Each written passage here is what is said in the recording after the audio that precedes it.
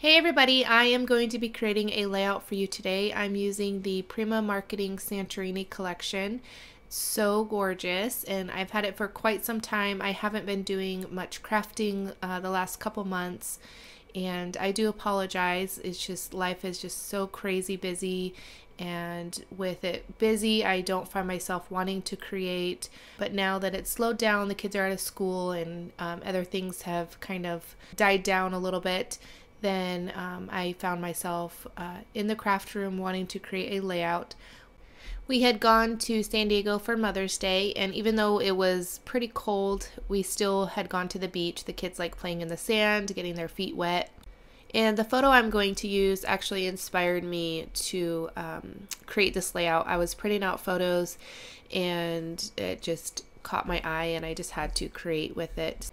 Alright, I feel pretty rusty doing a voiceover, but I'm just going to go for it. So I started off by adding a coat of clear gesso to the pattern paper. This way the sprays and everything that I'm going to add later on doesn't seep into the paper. It kind of just sits on top and creates that really nice mixed media look of, you know, all of the sprays and colors and things like that. So I did add a coat of white gesso to the center. I didn't add it too thick. I did want it kind of washed out, although I did dry brush it on. I didn't use any water or anything. I knew that I wanted the focal point to be in the center, so I kind of wanted the pattern paper to be a little washed out in the background. Alright, next I'm taking a stencil and some of this light and fluffy modeling paste. It's from the Crafter's Workshop, and I saw it when I was doing some shopping at scrapbook.com, so I decided just to pick it up because I do love the Prima's light paste a lot. So I thought this sounds like it might be comparable, but I really wasn't very optimistic that I would like it. The size is pretty small. It's only 2 ounces, but it's okay. I think it will go farther than the light paste from Prima. And honestly, I have to say that I am obsessed with this stuff now. I am definitely going to have to get more because I'm going to be using it often. It's almost a mix between a modeling paste and light paste. If you were kind of just to blend them together, I don't know how to explain it. It's amazing. If you can pick this stuff up, I would recommend it. I'm hoping that it comes in a bigger bottle, but if not, I'm going to have lots of little bottles laying around. Alright, enough with that. So I wanted to add some white crackle paste, and I knew that I wanted to use these shutters from Prima, so I'm just taking them and kind of putting the crackle paste around the shutters. That way I'm not wasting any. I'm trying to be a little bit better with that. And I do add thinner areas and thicker areas. I do this all the time. That way I have some bigger cracks and some smaller cracks. I like the variation on my projects. It just gives more interest, I think. So again, I'm just kind of going around the shutters, and then I do add a little bit of the crackle paste on the shutters. I didn't add much, but just enough to add a little bit of interest to them. Alright, and the brush I'm using, I get a lot of questions on the brush. It is a silicone brush from Prima. It's from the Finnabair Art Basics line. It is the 1 inch, and I absolutely love it. It's so easy to clean. You just kind of wipe it off, and even if you leave gunk on it like I do a lot of times, just kind of let it soak a minute and just kind of wipe it off. I do use like a metal palette knife sometimes if it's really on there good, and kind of just scrape it off, but I've been using the same one for a long time. So now I am painting some wood veneers from Alta New. I love their wood veneers. They're really nice and thick, and the adhesive on the back is amazing. I just wanted a couple pieces to peek out behind the flowers that I was going to add, and I did want the shutters to be a little bit white, and that's why I'm kind of just painting them a little bit. I did want some of the wood to show a little bit, so I'm not completely covering them with a thick layer, just kind of dry brushing it on. It's hard to see on camera, but there is more wood showing, I think, than it shows on camera. Here I'm taking some India ink, which I absolutely love and I do not use enough, and I am taking the first set. I have both sets of the India inks, and this one is just blue, and I wanted a really dark blue, but I didn't have a color or a spray or a paint or anything that was dark enough. So I did use some of the India ink, and I'm just taking the paintbrush and just adding a little bit of water, and you kind of have to work fast. It doesn't dry as fast as alcohol ink, but it does dry pretty fast, and it is permanent when it dries. So you definitely want to work a little bit fast, and once it's there, it's there. Like, you may be able to pick a little bit up with like a baby wipe or something, but it's definitely permanent. So you want to be careful with this stuff. And I'm spraying a little bit of water just to kind of help it move around a little bit. And then I'm going to go in with some Precious Stone Color Bloom Spray. I could have used the black India ink, but I just didn't. So I think that the Precious Stone is almost black. It's not, you know, very, very black. So it's almost like a gray. So to mix the blue and the Precious Stone together was, I think, the perfect match to create that really nice dark blue that I wanted. I'm just going to continue to add the color, and I will be back shortly.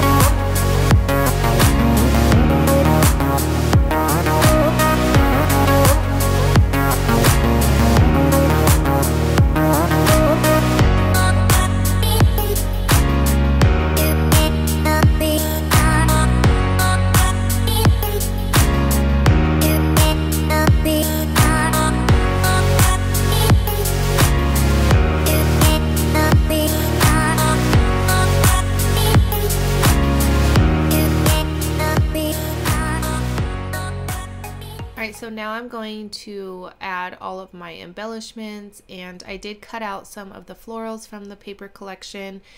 There wasn't as many as I was hoping, but I think that the 4x6 note cards have more florals on them that are you can cut out and use on your projects. So I'm gonna have to get some of those just so that I can cut them out. I did use I think 4 pieces of the pattern paper because there was not many florals, as I was saying, so I did have to use more pattern paper than I was hoping, but that's okay. I love the end result. So I'm just kind of playing around with placement and trying to place the cutout flowers with the Prima flowers, and all of these flowers are from the Santorini collection.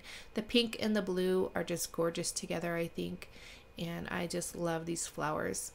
All right, so here I'm just taking some upholstery thread and just kind of bunching it together so that I could place it behind some flowers. I love doing this. It creates more texture and interest to the project. I'm using Fabri-Tac from Beacon. I get mine at Walmart most of the time, but you can definitely get it at Michael's, Hobby Lobby, I'm thinking Joann's maybe, and use a coupon. It is a little bit pricey, but I love it. I can glue something down, and then if I don't like where it is, the glue is it doesn't dry right away, so I can kind of play around with the placement of my different embellishments and everything that I'm using on my project. All right, so I'm just going to continue to add all of my embellishments and different things, and I will be back shortly.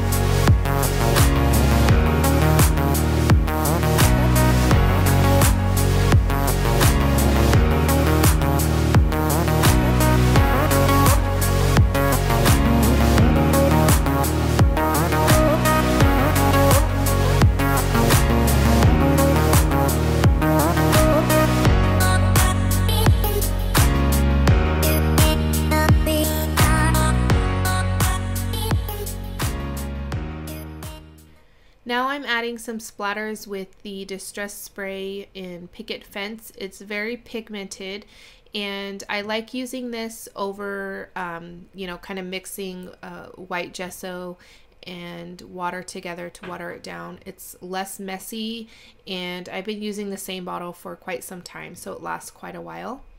And now I'm going to be using some 3D matte gel, and I'm just kind of painting or brushing it on here and there in places where I'm going to want to put the art stones, and I'm using Mega Art Stones and the regular art stones.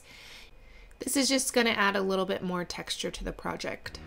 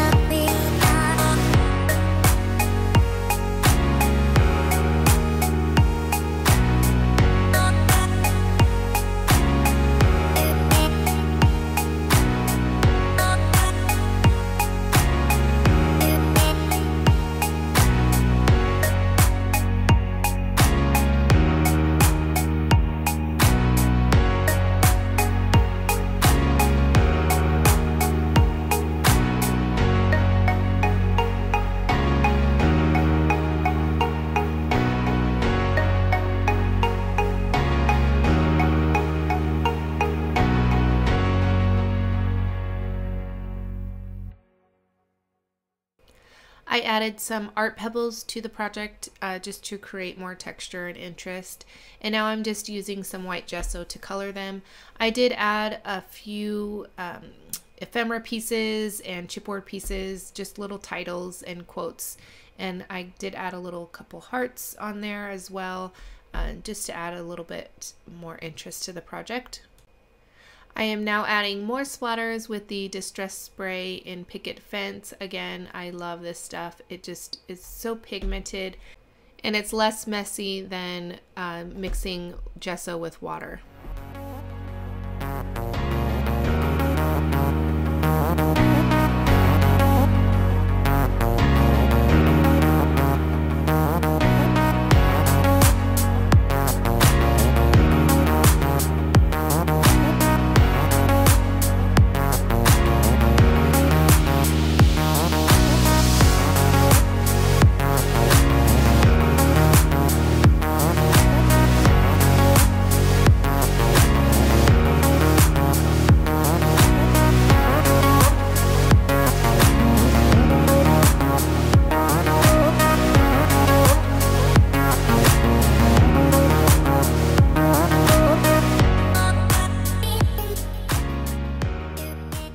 To finish the layout, I'm taking some of the Say It in crystals from this collection, and I did add a little bit of gesso to the top of them just to kind of tone down that pink. It was a little bit bright for this project, and I'm just adding them here and there just to create more interest and texture to the project.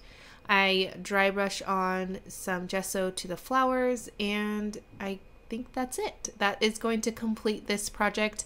I hope you guys enjoyed. If you did, please give it a thumbs up. Leave me a comment down below. I love reading your comments. I know I haven't been replying the last few months, but I'm going to try to be better at that.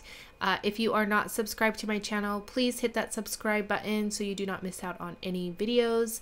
And here's a last look at the project, a few close-ups. Be sure to check out my website as well. I have lots of different pages over there for sales and my favorite products and different things like that.